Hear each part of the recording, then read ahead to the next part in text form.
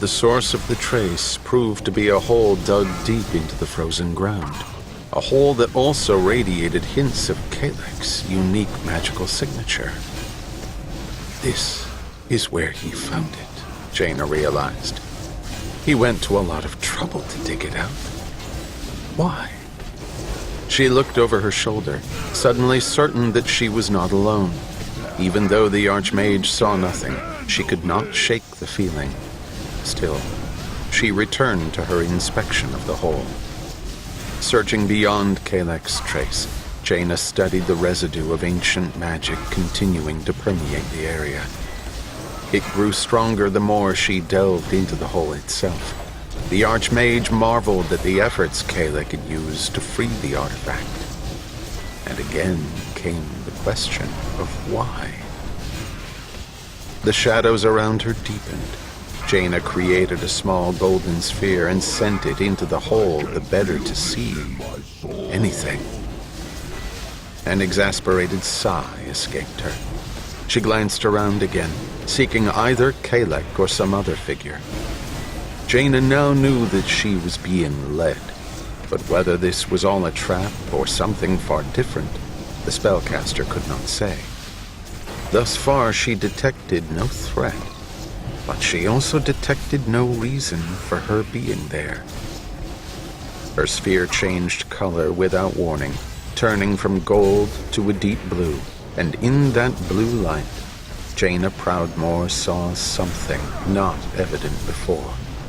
It was not a physical object, but a force somehow tied to the relic that had been buried there. It was also something that she had seen once before, and that she knew was recorded in the very tomes through which she had been burrowing before thinking she heard Kalek's summons. The artifact itself at last began to make some sense to the Archmage, but this only fueled her concern.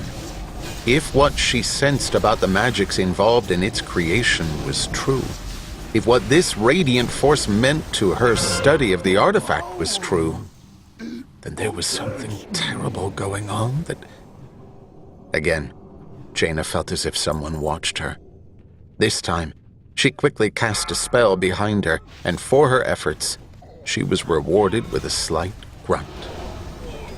Spinning around, she discovered a female Tonka standing only a few feet from her.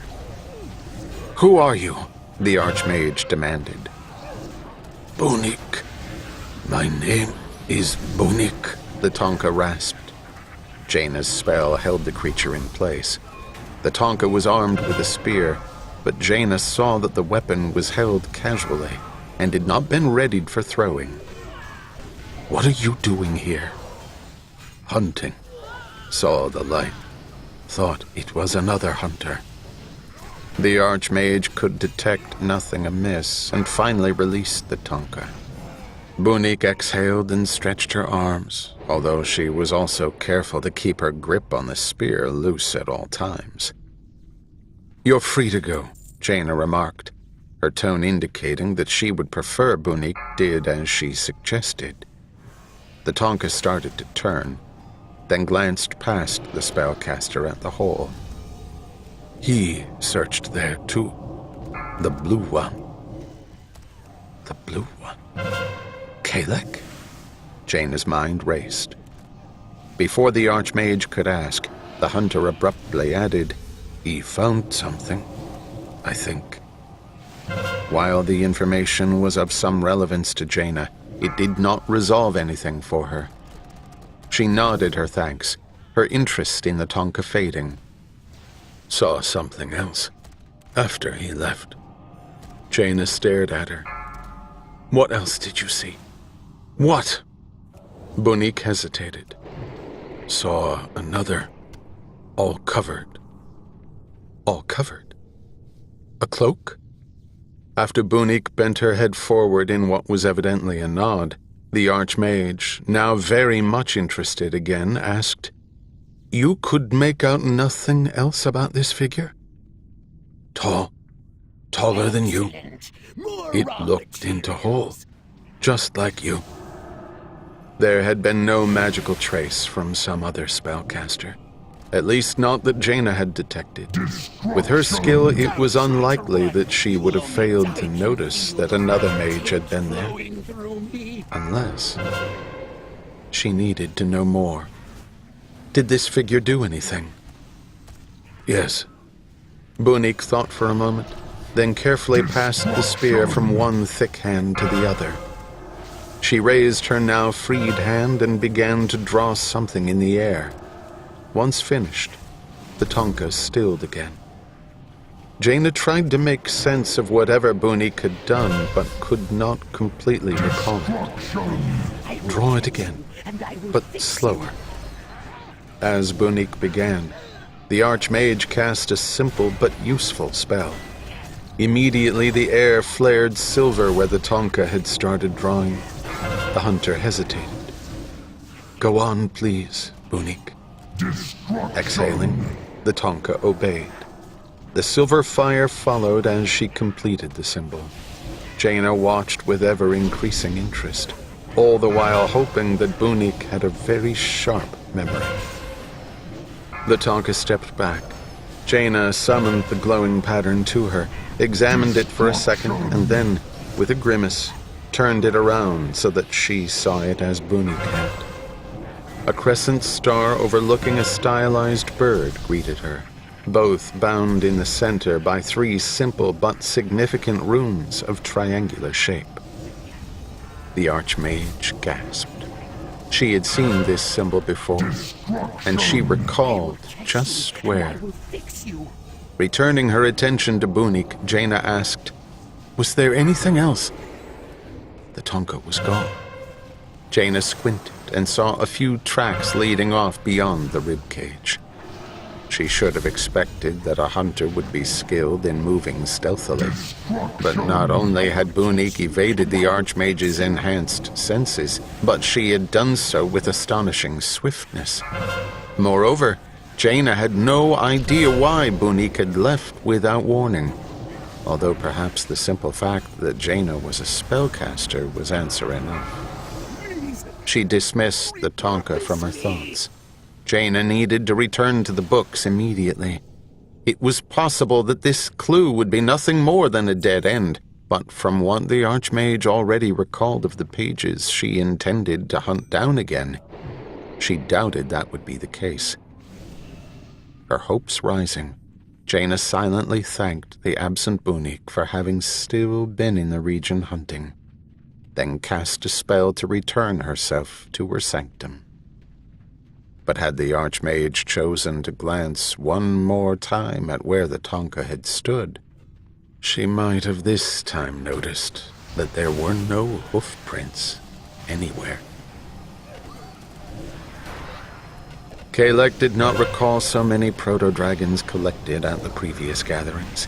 Their numbers were staggering. Through Malagos, he saw more family patterns than he had known existed among the proto-dragons. Even Malagos appeared somewhat awed by the legions around him, although it quickly became clear that he was there not because he wanted to be, but because Tyr had asked him to be. The others were also present, but scattered among the many.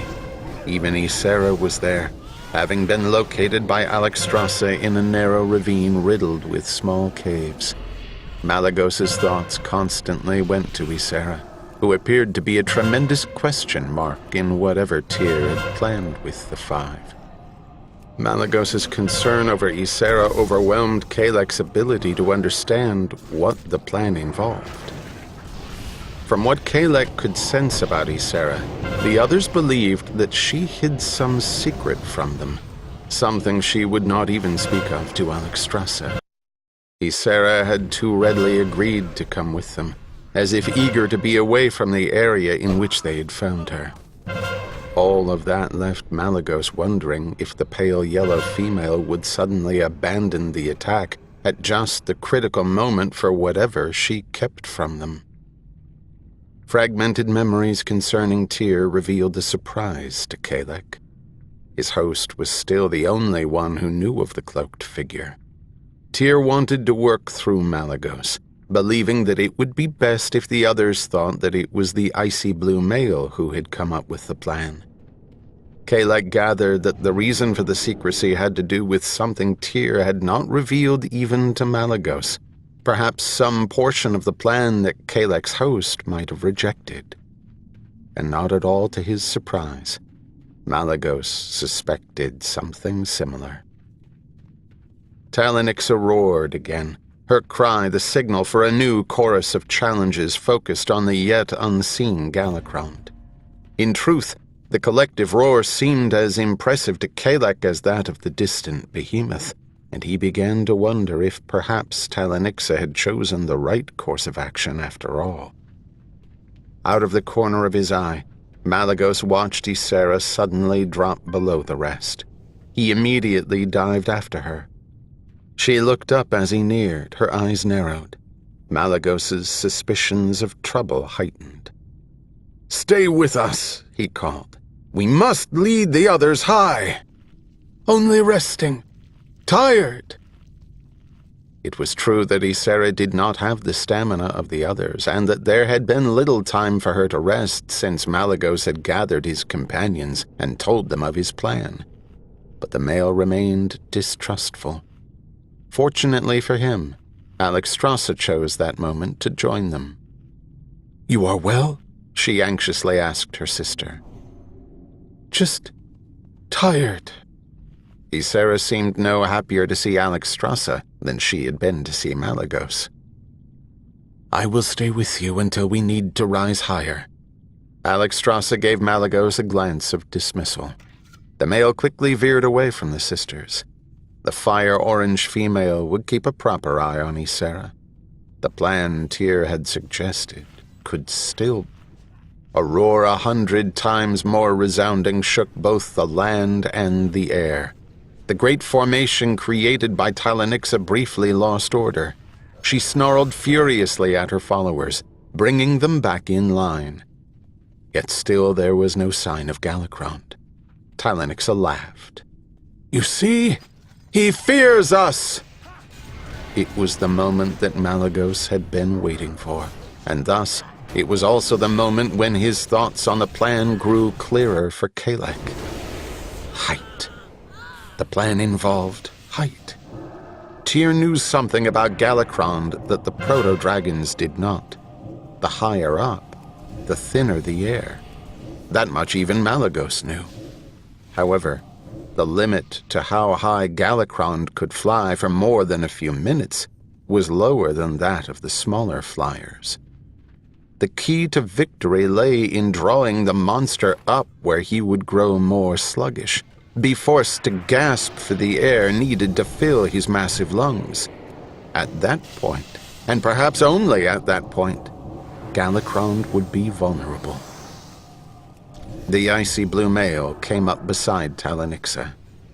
"Must fly high, very high. Galakrond cannot fly high long, cannot breathe well there." The imposing female snorted. "Away. Fly high," Malagos insisted. "Galakrond cannot breathe well there. We'll tire. We'll fail." This time, Talanixa appeared to consider his suggestion. Tyr and Malagos had counted on her cunning to enable this plan to work. Malagos exhaled in relief. It was a mistake. Talanix's expression hardened.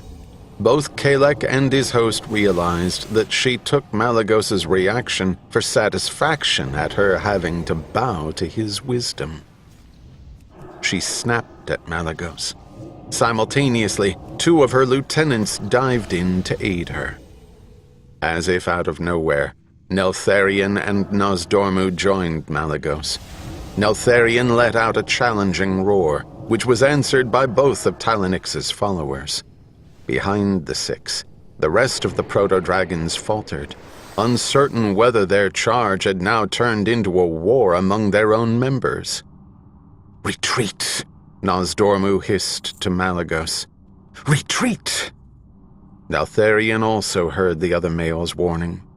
"No! Fight her! Become Alpha! command all." Unlike Nosdormu, Neltharion had not bothered to be quiet. His words sent Talanixa into a rage. She unleashed a bolt not at Neltharion, but at the trio's apparent leader, Malygos. Kalek's host twisted, but still received a painful scorch on one wing. As he did, more of Talanixa's most loyal followers joined. "Retreat," Nosdormu urged once more. Malygos did not dive, as might have been expected, but rather pushed higher. His comrades followed without question, and behind them several of Talanixa's acolytes pursued. But the pursuers stopped short at an abrupt snarl from the female. As Malygos continued rising higher, he glanced down to see the formation tightening again. He had hoped that Talanixa and her lieutenants would give chase, possibly leading the rest of the proto-dragons upward after all. Momentum pushed Malygos into the clouds. Flying became more of a strain as the air thinned. He paused, waiting for the other two to catch up. "Knew this would fail," Neltharion rumbled. "Told you." Malygos did not answer. Kalek sensed that there had been more complexity to Tyr's plan, and that Malygos silently berated himself for misplaying the situation.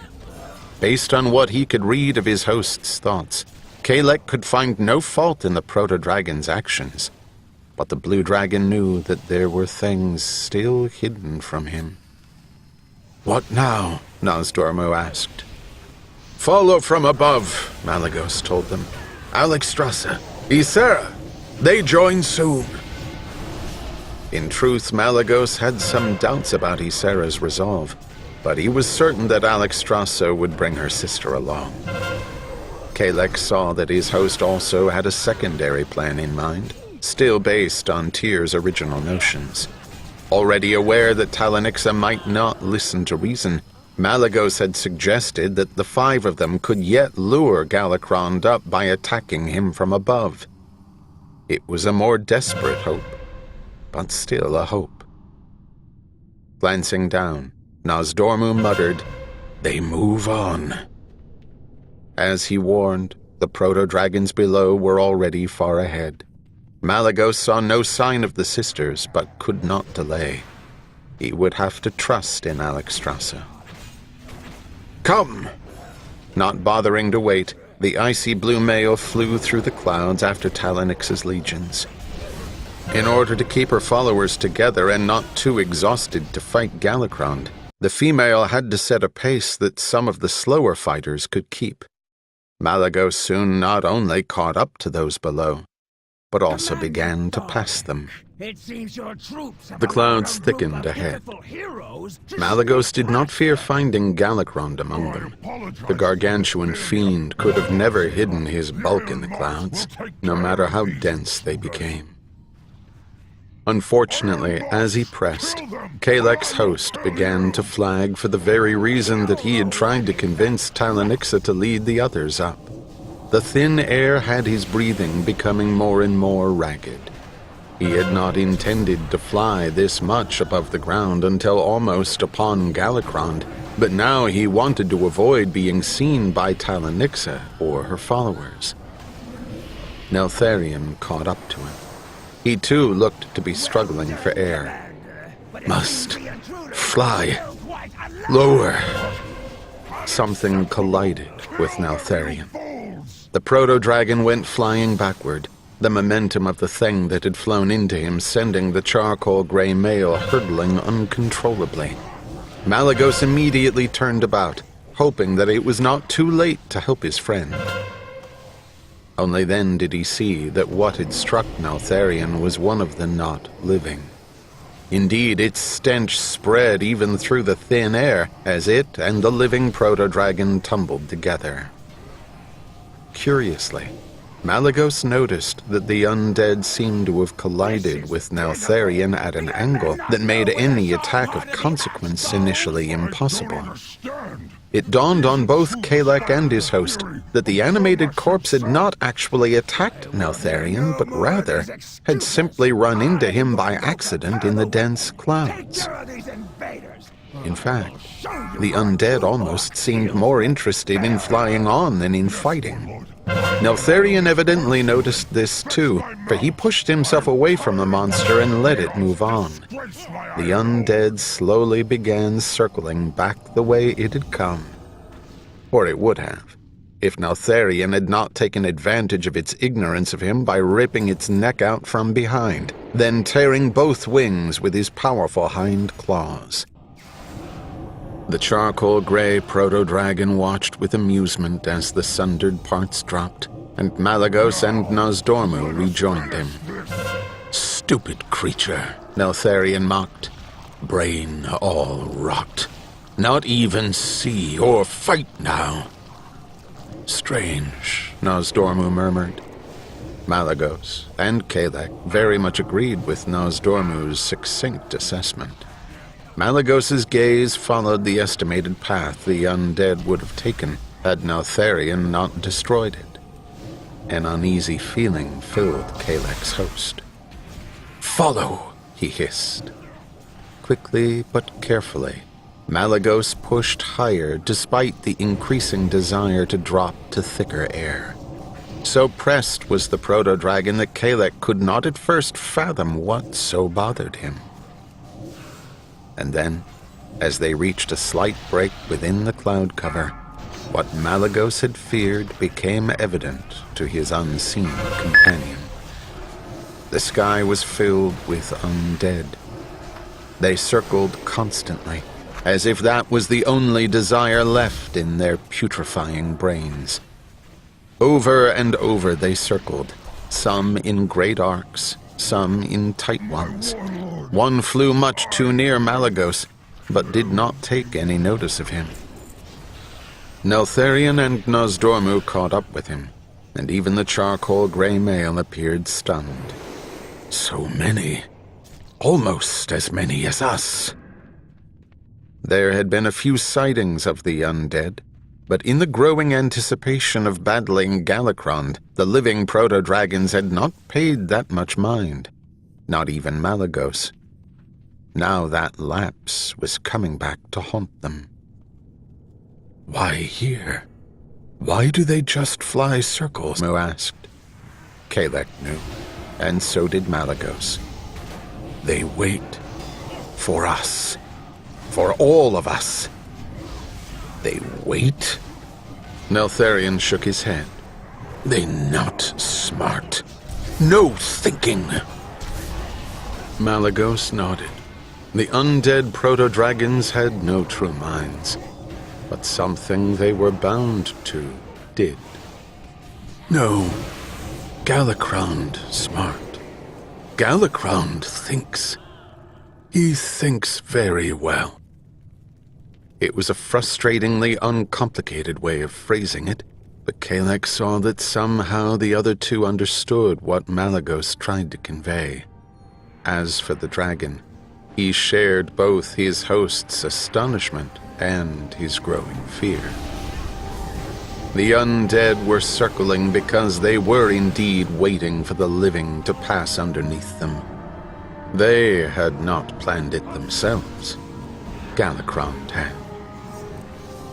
Through the same foulness that mutated him, the monstrous proto-dragon also now appeared to control his victims, and he was using them to set a trap of his own that would engulf everyone. "Must warn all!" Malygos shouted as best as the air permitted. "Must!" As one, the undead ceased their circling and died. Malygos and Kalek could only watch in horror. The discovery had come too late. The trap had been sprung.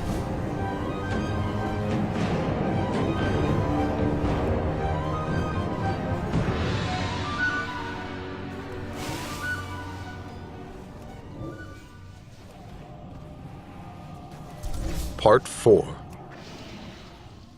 1. Undeath in the Sky. As Malagos dived in what he, and thus Kalek, knew to be a futile attempt to warn those below, the proto-dragon tried to think of what could be done to avoid the disaster looming. Tried, and failed. The catastrophic scene in which Malagos found himself was even worse than Kalek and he imagined. Above a suddenly scattering legion, the undead spread out with a precision their mindless forms were clearly incapable of on their own. Galakrond controlled them all, even from a distance. Malagos searched the front of the growing disarray and saw to his shock that Talanixa and her closest followers did not yet know of the catastrophe developing behind them. Talanixa herself flew with utter confidence, and Malagos, very familiar with the arrogant female, had no doubt that she still exalted her cleverness.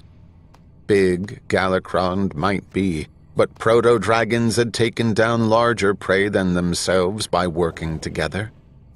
Galakrond was just very large prey. All Talanix's followers had to do was stay clear of his jaws, and they would eventually slay him. True, several of the others might perish accomplishing that feat, but as Talanixa no doubt did not think she would be one of those, the great golden female was willing to accept the sacrifices. But before Malagos could fly within calling distance, the rising hisses and roars from behind Talanixa at last shattered her reverie. With a reprimanding expression on her face, she looked over her shoulder just as the shriveled corpse of a proto-dragon of a hue that had once matched her own attacked. Surprise did not keep Talanixa from reacting. She exhaled immediately.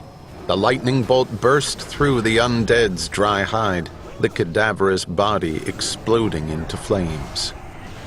Twisting, Talanixa evaded the fragments, and in doing so, she found herself facing the collapse of her great charge.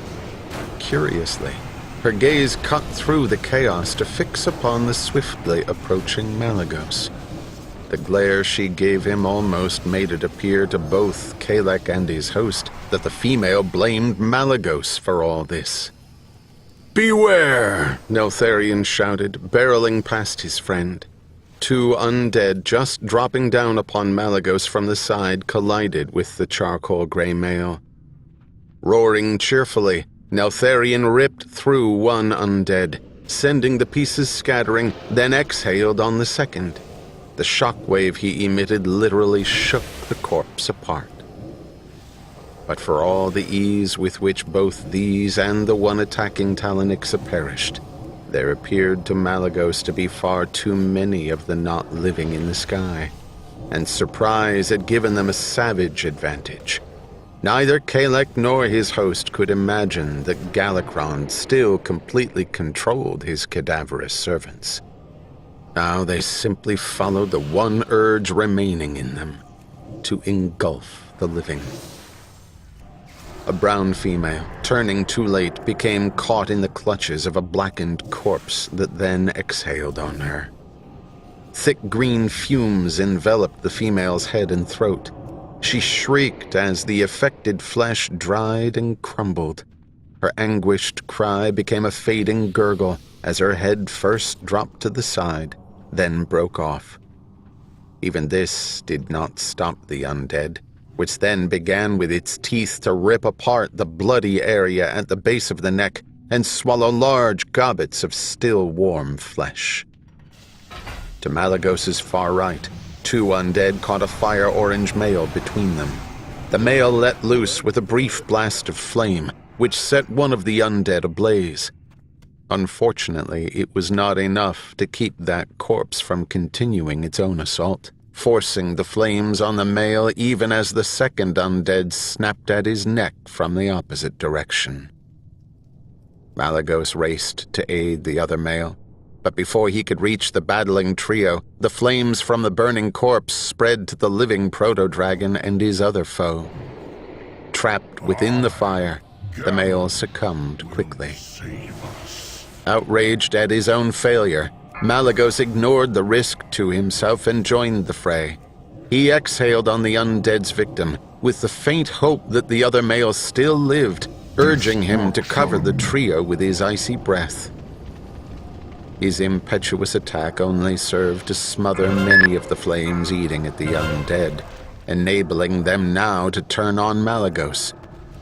Realizing his mistake, Kalek's host raised his hind paws and ripped at the wings of the nearest, even as it opened wide its withered maw. The dry, scorched wings readily tore, sending the undead falling before it could unleash a blast of the sinister, decaying gas. The body of the fire-orange male also dropped as the second undead focused entirely on Malagos. Yet barely had it done so when another familiar form came in from behind and ripped through the animated corpse's back. Nozdormu gave Malagos a short nod before moving on. Kalek knew that Malagos could have dealt with the second undead, but the timely act by Nozdormu freed his host for what they and the other male knew was a priority. Malagos continued on down to Talanixa, who hovered in place, blasting at one rotting figure after another. "Must beware," he roared. "Galakrond does this! Galakrond does this!" Talanixa managed to sneer at him even as she exhaled again. Another corpse exploded. "Galakrond still dies," she declared. "He still dies!" Kalek had never seen true madness in a proto-dragon before, but he could describe the intimidating female's attitude as only that, and Malagos's opinion leaned in that same direction. Talanixa could see nothing but her imminent triumph. The attack by the undead was, to her, simply a delay. As if to emphasize this, Talanixa utterly dismissed Malagos from her attention and darted up to seize a foe that had just finished biting through the throat of a smaller male. Talanixa first ripped off the wings, and then, for good measure, clamped her mouth around the rotting jaws and pulled the head from the top of the neck with little effort. She almost seemed to revel in her act, which to Malagos was an unnecessary waste of precious time. In frustration, he looked in search of Neltharion and instead noticed Ysera moving on from the struggle. After a moment, Malagos realized what Kalek had known immediately. Ysera was headed in the direction of Galakrond. With an aggravated hiss, Malagos raced after her. Of Alexstrasza there was no sign, but neither Kalek nor Malagos expected that Ysera had left her sister in danger. Indeed, Alexstrasza would have been in more trouble if she had also to concern herself with the nearby presence of the weaker Ysera. Unfortunately, that meant Alexstrasza was ignorant of what her sibling intended. Ysera sought to speak peace with Galakrond. Reason demanded that Malagos leave her to her fate, but loyalty urged him on. Wings beating hard, he began to catch up to the smaller sister. Malagos knew that he still did not fly fast enough. Galakrond was surely near and drawing nearer. He had to know that his creatures had done their work and that Bedlam reigned. And while several proto-dragons had perished, there were many, many more left to feed Galakrond's tremendous appetite. And this was the monster Ysera sought to reason with. Kalek urged his host forward, even though Malagos not only could not hear him, but also was going as fast as possible. Ahead of them, Ysera vanished over a low rise, and when Malagos reached that same point, he discovered her trail suddenly gone. The male paused in confusion, and then saw Ysera darting around another low hill. Relief combined with the fear that she was nearing her goal and thus soon to face the same fate as Koros. Malagos pushed hard, but now the gap did not close. To both Kalek's and Malagos's surprise, Galacrond still did not appear. While in one obvious way that was to Malygos's benefit, in another it did not bode well. The gargantuan proto-dragon would certainly not have abandoned his plan at this point. Whatever the reason for Galacron's absence, Malygos knew that he could not count on it for very long. Unable to catch up to Ysera, he finally dared call out to her. And no sooner had Malygos done so than the ground ahead erupted. Yet here was no place of volcanic pits. The ground in this region was rocky, uneven.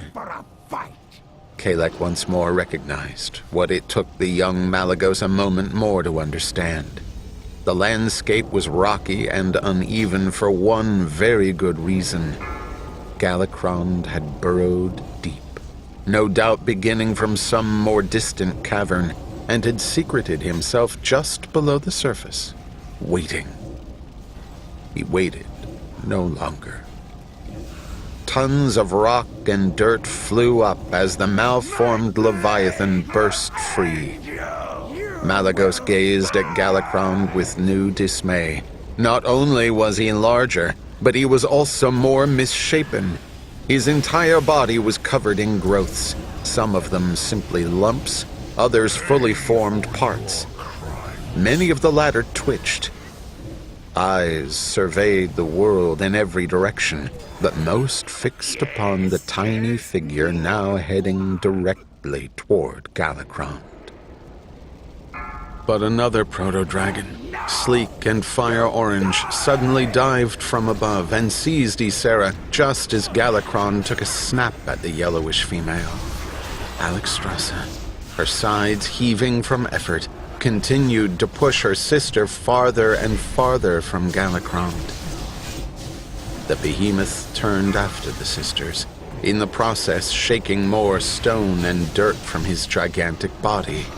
Malygos and Kalek both knew that in rising now, Galacrond would be visible to Talanixa and the rest, assuming that the defenders had any chance to pay mind to anything other than the undead. Galacrond obviously had planned to fall upon the embattled proto-dragons, but at the moment, his attention was taken by Ysera's seemingly suicidal act. Galacrond left a wide valley where once there had been a shallow cavern. As he took to the air, a rain of fragments battered the ground in his wake. Malygos hesitated. Ysera and Alexstrasza were in desperate straits, but this was the one opportunity to try to save those under assault. Not for the first time, loyalty struggled with other considerations. This time, those other considerations won. The fate of many was in the balance, as opposed to that of the two sisters. Malygos turned around. He found Neltharion and Nosdormu closing with him. The pair hovered as he neared, Neltharion looking perplexed, and Nosdormu looking contemplative.